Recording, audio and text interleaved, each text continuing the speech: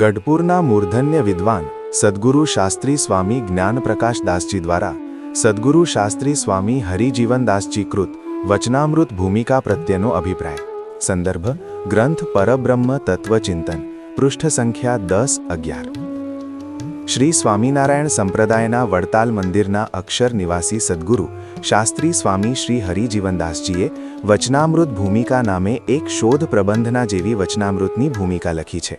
તે શેવરદાર મંદિર તરફથી છાપેલા વચનામૃત ગ્રંથમાં છપાયેલી છે, જેમાં તત્વોનો વિચાર ઉપનિષદો, બ્રહ્મસૂત્રો, શ્રી ભગવદ્ ગીતા અને શ્રીમદ ભાગવત આદિ ગ્રંથોને આધારે ઘણો જ સુંદર રીતે કર્યો છે. આપણા સંપ્રદાયમાં શ્રી હરિના સર્વોપરીપણાને દર્શાવતા વચનો તે મહાત્મ્યના અતિરેકથી કહ્યા છે. તે વચનો કેટલાક સંસ્કૃત ગ્રંથોમાં અને મોટા સદ્ગુરુઓના વાર્તા ગ્રંથોમાં જોવામાં આવે છે.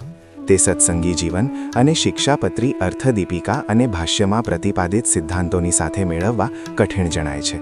તેથી શાસ્ત્રી શ્રી હરિજીવનદાસજીએ શ્રી હરિના વચનામૃત અને વેદાંત શાસ્ત્રની પ્રસ્થાનત્રયીનો આધાર લઈને તે ભૂમિકામાં પરબ્રહ્મ પરમાત્માના સ્વરૂપનું નિરૂપણ ખૂબ જ ગંભીરતાથી કર્યું છે.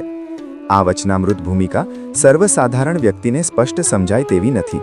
તેથી તે ભૂમિકા ગ્રંથને આધારે જ આ ગ્રંથમાં પરમાત્માનું સચ્ચિદાનંદ સ્વરૂપ, ભગવાનનું ષડેશ્વર્યપણું, કલ્યાણકારી ગુણપૂર્ણત્વ, શરીરી ભાવ, પરબ્રહ્મના રૂપને સ્વરૂપ વચ્ચેનો ભેદ, પરમાત્માના રૂપના 5 પ્રકાર અને વર્તમાન સમયમાં જેની ખૂબ આવશ્યકતા છે તેવા અવતારીની એકાત્મતા જેવા ગહન વિષયોનો સંપ્રદાય માન્ય શાસ્ત્ર સાથે ચિંતનાત્મક ઉત્કૃષ્ટ વિચાર પ્રગટ કર્યા છે, જે દરેક મુમુક્ષુએ સમજી વિચારી શુદ્ધ ઉપાસના અને સાચા જ્ઞાનના ઉપાસક બની રહેવા ખૂબ જ ઉપયોગી થશે.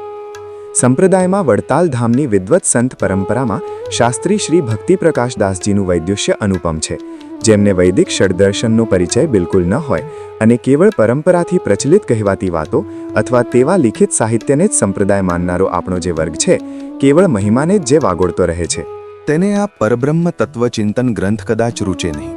પણ આચાર્યવર્ય શ્રી રઘુવીરજી મહારાજ કે જે શ્રીહરિના દત્તકપુત્ર અને પરમ કૃપાપાત્ર ધર્માચાર્ય હતા, તેમણે શિક્ષાપત્રીના અર્થ વિચારને સ્પષ્ટ અને પરિપુષ્ટ કરતા શિક્ષાપત્રી ભાષ્યની રચના કરી છે.